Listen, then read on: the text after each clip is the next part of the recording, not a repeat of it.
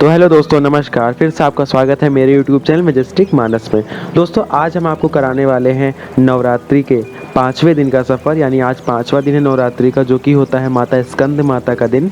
और आपको सभी को 5वें दिन की बहुत सारी शुभकामनाएं। तो चलिए शुरू करते हैं आज 5वें दिन की कहानी। क्या है, किस माता की, हम आपको बताते हैं। तो आज 5वें दिन की कहानी हम आपको बताने जा रहे हैं माँ मातंगी की कहानी। अब कई लोग जानते होंगे, कई लोग नहीं भी जानते होंगे, तो चलिए हम बताते हैं आपको। जो माँ मातंगी हैं वो 10 महाविद्याओं में से एक महाविद्या हैं और वो 9वें स्थान पर आती है मातंगी माता। इन्हें सरस्वती माँ का रौद्र रूप भी कहा जाता है।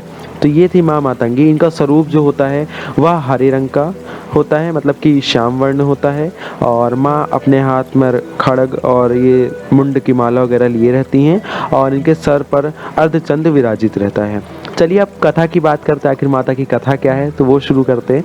माँ की कथा कुछ इस प्रकार है। इस माँ की कई कथाएं हैं, जिनमें से दो हमें बहुत ज़्यादा पता चल रही है। पहले तो उत्पत्ति की कथा, आखिर माँ कैसे प्रकट हुई, कैसे माँ का अवतरण हुआ। तो माँ की कथा इस प्रकार है कि एक बार भगवान शिव और माता पार्वती कैलाश पे बैठे हुए थे।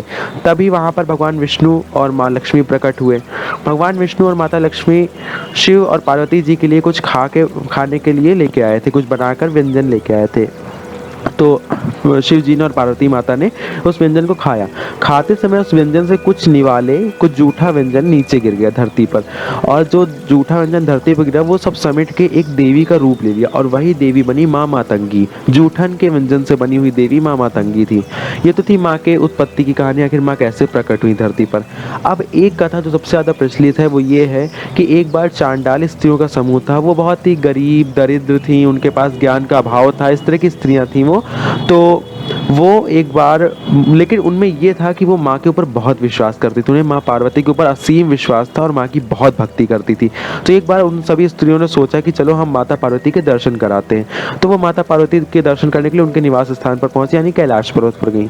कैलाश पर्वत पर जाने पर वहाँ पर उन्हें देवतागण ने रोका कि आप स्त्रियां अंदर नहीं जा सकती। तो उन्होंने पूछा ऐसा क्यों है देवता जी, मैं क्यों नहीं अंदर जा सकती हूँ।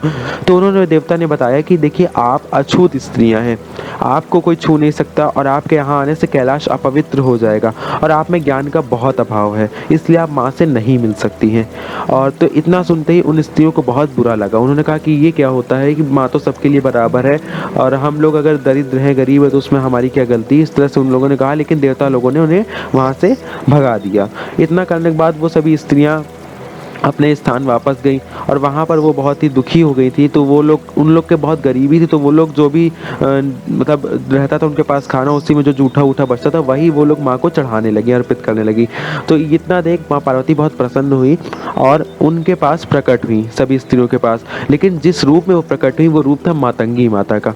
वहाँ पर प्रकट हुई और प्रकट होने के बाद उन्होंने देवता गणों को चिल्लाया, डांटा कि आप लोग किस तरह की बात कर रहे हैं, कोई हमारा भक्त है, आप उसको इस तरह से नीचा मत दिखाइए। इस तरह के देवता लोगों को समझाया कि ऐसा नहीं करना चाहिए।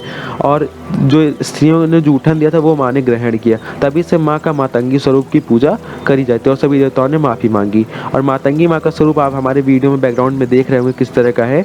तो ये था माता मातंगी की कहानी और ये कहानी हम लोग करते हैं यहीं पे ख़त्म। यही कहानी थी दोस्तों। और अब फिर मिलेंगे नवरात्र के एक अगले दिन में किसी एक नई कहानी के साथ। माँ दुर्गा की किसी एक नई कहानी हम लेकर आपको सुनाएंगे, क्या है माँ का नया स्वरूप। तो जानने के लिए देखते रहिएगा आगे के आने वाली वीडियोस को और पुरानी वीडियोस को भी देखते रहिए, प्यार देते रहिए। और हम यही चाहते हैं कि माँ हमारे चैनल को भी बहुत अच्छे से ग्रो कराए, बहुत ऊंचाइयों तक पहुँचाएँ। और आप सभी इंटेलिजेंट जनता है सामने जो है लाइक सब्सक्राइब वगैरह सब करेगी, हम जानते हैं।